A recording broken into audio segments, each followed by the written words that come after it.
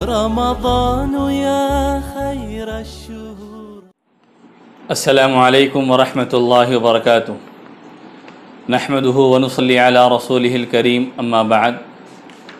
معزز ناظرین، قابل احترام سامعین، اللہ تبارک و تعالیٰ کے فضل و احسان سے رمضان کی بابرکت ساعتیں چل رہی ہے اور الحمدللہ 3 روزے بھی مکمل ہو چکے ہیں. رمضان میں اللہ تبارک و تعالیٰ کی نوازشوں اور رحمتوں کا عجیب و غریب معاملہ ہوتا ہے. جب اللہ تبارک و تعالیٰ نے کھانے کو حکم دیا، بندہ اس وقت کھائے، تب وہ کھانا اس کے لیے ثواب کا ذریعہ بن جاتا ہے.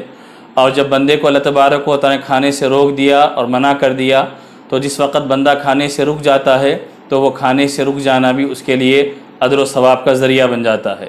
چنانچہ رمضان میں روزے کے اندر صبح سحری سے لے کر شام افطار تک بندہ کھانے پینے سے اور اپنی جائز خواہشات کو پورا کرنے سے رکا ہوا رہتا ہے.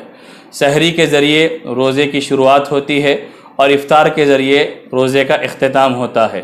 سحری میں لوگ کھاتے ہیں اٹھ کر اور افطار کے موقع پر افطار سے فارغ ہو کر اپنے روزے کو مکمل کرتے ہیں. لیکن بہت ساروں کے ذہنوں میں یہ بات مستحضر نہیں ہوتی کہ سحری میں کھانا یہ بھی اجر و ثواب کا ذریعہ ہے اور افطار کے موقع پر اللہ تبارک و تعالیٰ کی نعمتوں کو استعمال کرنا یہ بھی اجر و ثواب کا ذریعہ ہے.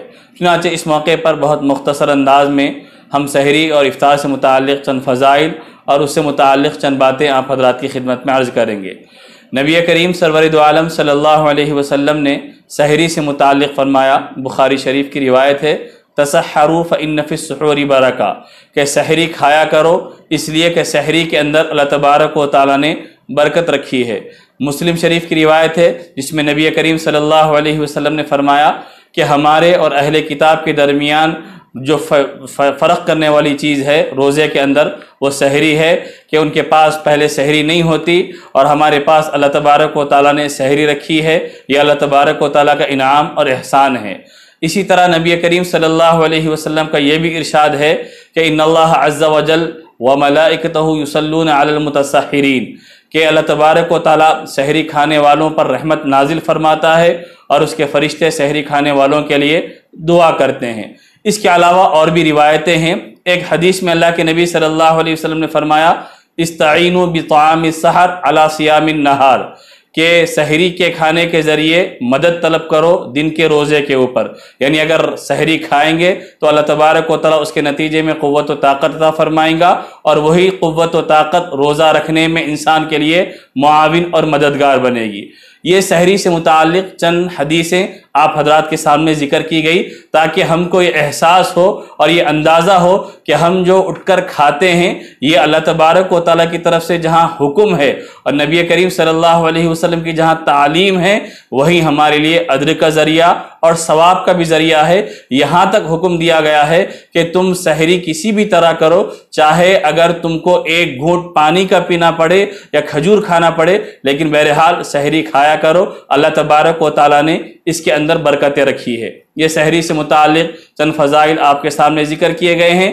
اب سحری سے متعلق 2-3 مسئلے ذہن میں رکھے. ایک تو سحری کرنا یہ مستحب ہے، سنت ہے، اللہ کے نبی صلی اللہ علیہ وسلم کا عمل ہے. دوسرا یہ کہ اگر بندہ بالاتفاق کسی وجہ سے اس کی نیند سے وہ بیدار نہیں ہو سکا اور سحری نہیں کر سکا تو اس وقت بغیر سحری کے بھی اگر روزہ رکھنے کی استطاعت ہے تو وہ روزہ رکھ سکتا ہے. ایسا لازم اور ضروری نہیں ہے کہ سحری نہیں کھائے تو ہم آئندہ روزہ نہیں رکھ سکتے، اس کے لیے کوئی ضروری نہیں ہے، بلکہ اگر سحری کسی وجہ سے نہیں کر سکا تو روزہ رکھنے کی مکمل اجازت ہوگی اور اس کا وہ روزہ قابل قبول ہوگا، روزے پہ کوئی اثر نہیں پڑے گا. باقی یہ کہ اس کے اندر اتنی ہمت ہے یا نہیں ہے، اتنا حوصلہ ہے یا نہیں ہے، یہ دوسری بات ہے. لیکن بغیر سحری کے بھی اگر کوئی روزہ رکھا ہے تو رکھا جا سکتا ہے، اس کی اجازت ہے. دوسرا مسئلہ یہ ہے کہ سحری میں جیسے عام طور پر کہا جاتا ہے کہ روزے کی نیت کرنا لازم اور ضروری ہے، ہر روزے کی نیت ہونی چاہیے. علماء نے یہ بھی لکھا ہے کہ رمضان کے روزے کی نیت سے اگر کوئی رات کو اٹھ کر کھانا کھائے گا سحری کے وقت، یہ سحری کرنا ہے بھی روزے کی نیت کے برابر ہوگا، قائم مقام ہوگا، یعنی سحری کرنا خود اس بات کی علامت ہے کہ وہ روزے کی نیت کر رہا ہے۔ تیسرا مسئلہ یہ ہے کہ اگر رات میں غسل کی حاجت ہو جائے اور صبح اٹھنے کے بعد سحری کا وقت کم ہو، نہانے کی اتنی فرصت نہ ہو یا نہانے کا اتنا وقت نہ ہو، تو اس کے لیے اس بات کی بھی اجازت ہے کہ وہ پہلے سحری سے فارغ ہو جائے، اس کے بعد غسل کر سکتا ہے۔ ناپاکی کی حالت میں اگر سحری کرے گا تو اس سے روزہ متاثر نہیں ہوگا۔ اسی طرح ایک مسئلہ یہ بھی ذہن میں رکھے کہ بعض لوگ یہ سمجھتے ہیں کہ سحری میں انڈا یا مچھلی نہیں کھانا چاہیے، یہ لوگوں کی بنائی ہوئی غلط بات ہے، اسلامی تعلیمات سے اس کا کوئی تعلق نہیں ہے۔